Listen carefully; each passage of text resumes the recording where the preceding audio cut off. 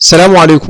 كثيرا من لاعبي كرة القدم يقدمون على خدع وحيل من أجل الفوز، كمن يدعي السقوط داخل منطقة الجزاء ليحصل على ضربة جزاء، ومن يدعي أنه مصاب ليماطل فيها الوقت. لكن ما تم في مباراة التأهيل لكأس العالم 1990 كان شيء غير كل الخدع العادية. في التصفيات المؤدية إلى كأس العالم 1990 بإيطاليا وتحديدا عام 1989 كانت المباراة بين تشيلي والبرازيل، وكانت البرازيل يكفيها التعادل فقط لتتأهل لكأس العالم، في حين تشيلي كان يجب عليها الفوز. وكانت البرازيل متقدمة بهدف نظيف، ووصلت المباراة إلى الدقيقة 70 ولم يكن هناك أي بوادر أو دلالات أن تكون تشيلي قادرة على إحراز التعادل ثم الفوز، خصوصا أن المباراة على أرض البرازيل ووسط جمهورها. قام أحد المشجعين من المدرجات البرازيلية بإلقاء شعلة والتي يستخدمونها للاحتفال تجاه مرمى تشيلي، فسقط الحارس روبرتو روهاس على الأرض بعد سقوط الشعلة على مرماه، وجلس يصرخ ويتلوى.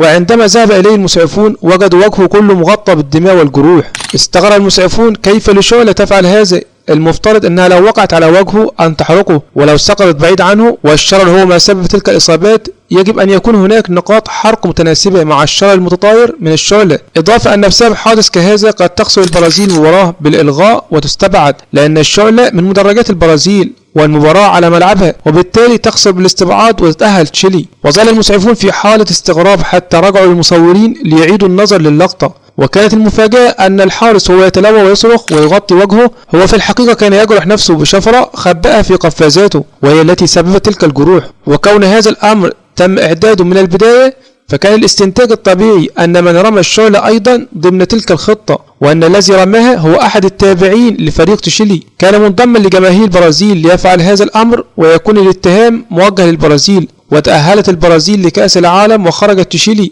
وتم معاقبة الحارس بالإيقاف.